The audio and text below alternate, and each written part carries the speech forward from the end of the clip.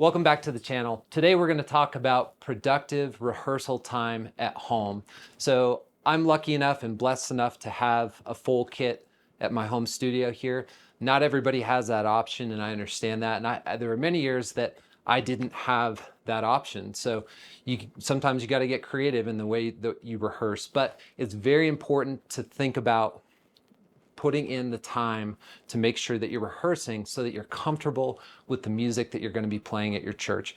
You don't want to show up unprepared and dishonor everyone else's time because you haven't put the time in on your own at home to really be familiarized with what you're going to be playing. So more practice, more preparation. You want to get outside of your head. You don't want to be thinking about what are my parts when we're either rehearsing with a team or on Sundays. For me, it's how much time do I need to spend rehearsing on my own to get to a place where I'm not thinking about my parts. I'm actually able to worship and just really focus on having a good time, worshiping the Lord, being with good friends. The rehearsal is the most important part of that process.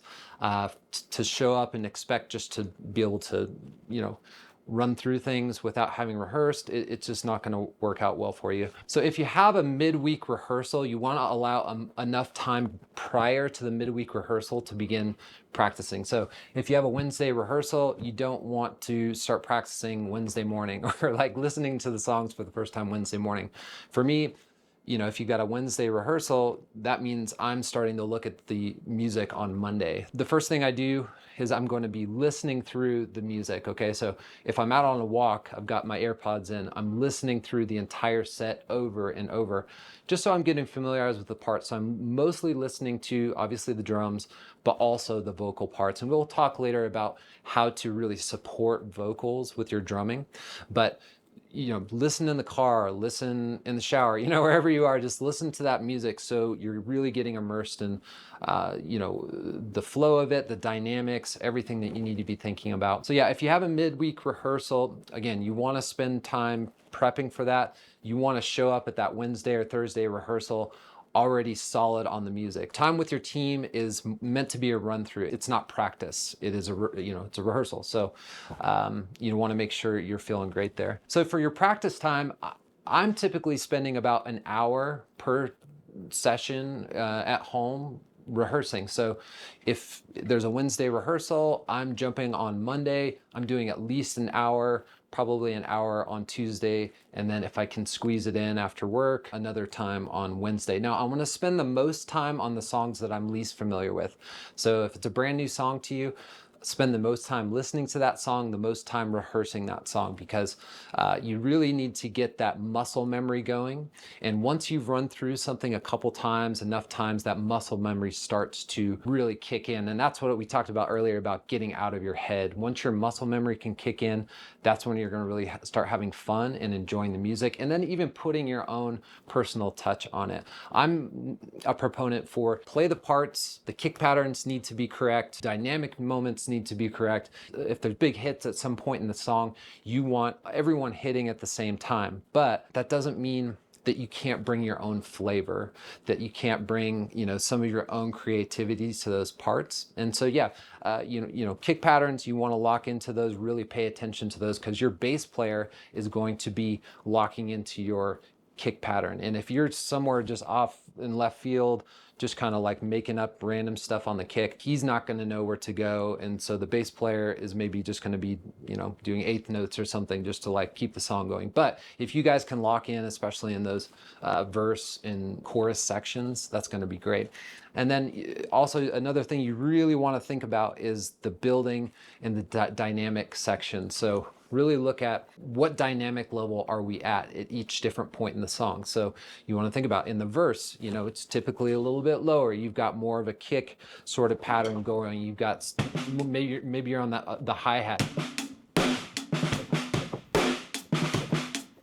Something like that, it's more straightforward. On the choruses, usually the first chorus is kind of down a little bit more, but it's going to have a similar kick pattern for the choruses the whole song typically. So, listen to those kick patterns. The first chorus is going to be a little bit lower, and then typically you go back into the verse. You guys get how that works. But most, contemporary worship songs build dynamically through the entire song. And then, there's a bridge section, maybe starts out low, builds up high, and then there's usually a big kind of climactic point at the end. So pay attention to those different parts.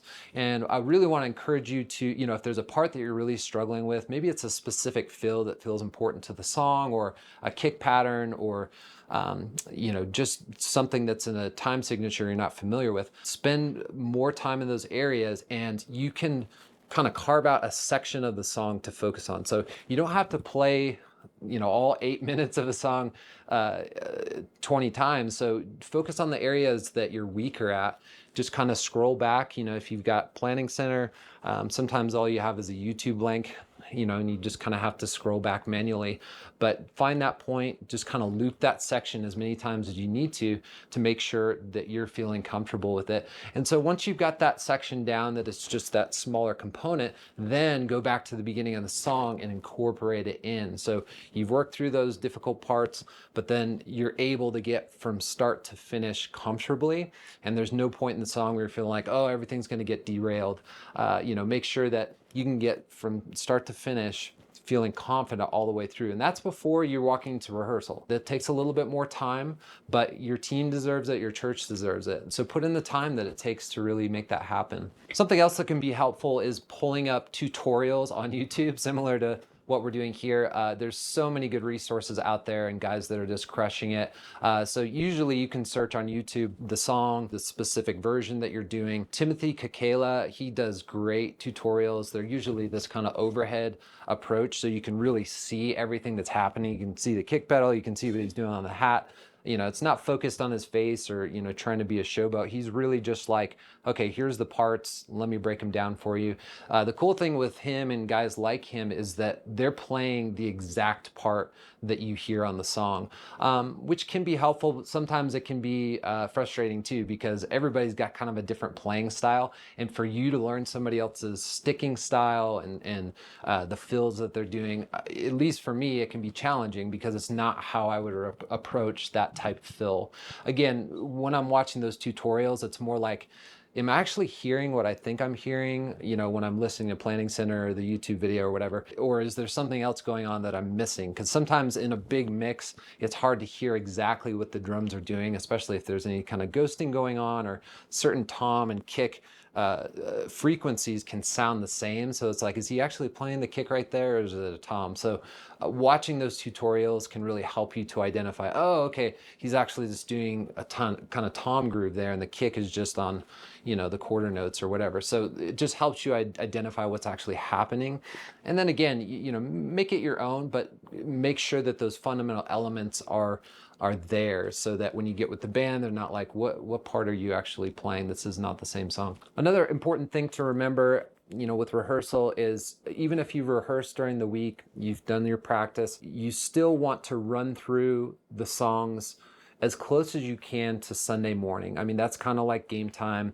Obviously, this is our worship unto the Lord, but we want to make sure that we're feeling tight. So for me, it's typically like a Saturday night practice where I'm spending an hour, maybe 2 hours at the most, playing through the songs, playing through the challenging parts, making sure I'm 100% comfortable, because I want to be as close to Sunday morning as I can with that memory, the muscle memory kicking in, so that when I step in Sunday, I'm not like, oh, what did I practice back on Wednesday? Sometimes there's a lot that can happen between Wednesday and Sunday, and we forget a lot of the things that we worked on, even though we thought we had them. So just make sure, as close as you can to that Sunday morning, that you've run through, that you feel comfortable with the songs. If you have questions, or if there's things you're concerned about, at least you still have time to kind of look up some resources, or maybe even talk to the worship leader about something you're concerned about. So a couple other things to think about when you are getting ready for rehearsal. Many people like to do warm-ups with rudiments. For me, I typically will like throwing on a song that I'm really familiar with. Could be worship song, could be otherwise, but something that I've played quite a bit.